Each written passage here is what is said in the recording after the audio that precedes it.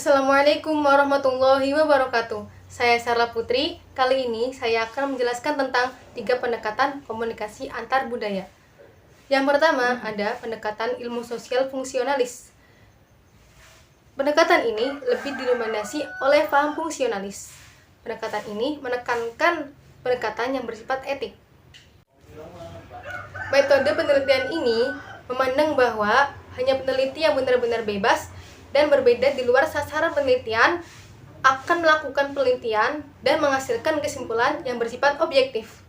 Realitas eksternal penelitilah yang akan mampu mendorong dia untuk meneliti dan meramalkan perilaku tertentu pada sasaran penelitian. Yang kedua, ada pendekatan interpretif.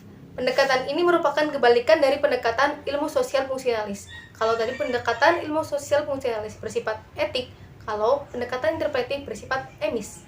Pendekatan interpretif ini mewajibkan peneliti berada di dalam dan hidup bersama dengan sasaran penelitian. Tujuannya adalah untuk memahami dan menggambarkan perilaku manusia dan bukan untuk meramalkan perilaku itu sendiri. Karena kehidupan manusia itu merupakan konstruksi dari sebuah realitas. Dan perilaku manusia itu kreatif, sehingga tidak bisa diramalkan. Yang ketiga ada pendekatan kritis. Pendekatan ini menekankan pada kreativitas manusia dan berusaha mencatat secara cermat realitas kehidupan manusia yang dikonstruksi melalui komunikasi. Pendekatan ini lebih menekankan pada konteks makro, seperti realitas sosial, politik, dan isu-isu ekonomi yang mempengaruhi komunikasi antar budaya, lebih khusus meneliti hubungan di antara beberapa budaya. Dari 3 pendekatan ini, ketiganya memiliki perbedaan. Ada 7 perbedaan di dalamnya. Yang pertama, perbedaan dalam disiplin. Dalam ilmu sosial fungsional, disiplinnya adalah psikologi.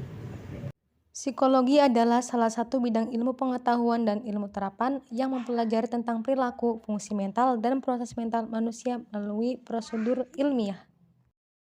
Dan dalam interpretif, disiplinnya adalah antropologi sosiolinguistik. Antropologi membicarakan bahasa secara garis besar guna menjelaskan aspek budaya. Sosiolinguistik berusaha untuk memanfaatkan penggolongan masyarakat melalui budaya yang dilakukan antropologi serta memandangnya sebagai faktor pengaruh bahasa. Dan dalam kritis, disiplinnya adalah beragam. Yang kedua ada tujuan penelitian. Tujuan penelitian ilmu sosial fungsional menjelaskan dan memprediksi perilaku. Sementara pada interpretif yaitu menjelaskan perilaku. Selanjutnya, kritis. Tujuan penelitiannya adalah merubah perilaku. Yang ketiga, ada asumsi tentang realitas. Dalam ilmu sosial fungsional, asumsi tentang realitasnya adalah eksternal dan dapat dijelaskan. Sementara dalam interpretif yaitu subjektif. Selanjutnya ada dalam kritis yaitu subjektif material.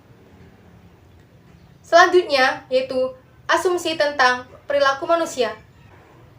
Dalam asumsi tentang perilaku manusia, ilmu sosial fungsional bersifat dapat ditebak. Sementara dalam interpretif, kreatif, dan sengaja. Dan selanjutnya pada kritis itu berubah-ubah. Yang selanjutnya itu ada metode studi. Dalam ilmu sosial fungsional, metode studinya dilakukan dengan survei dan observasi. Sementara pada interpretif dapat dilakukan dengan observasi, partisipan, studi lapangan. Dalam kritis, metode studinya dapat digunakan dengan analisis tekstual media. Selanjutnya ada hubungan antara budaya dan komunikasi. Dalam ilmu sosial fungsional, hubungan antara budaya dan komunikasi yaitu komunikasi dipengaruhi budaya. Dan dalam interpretif, budaya diciptakan dan dibangun melalui komunikasi.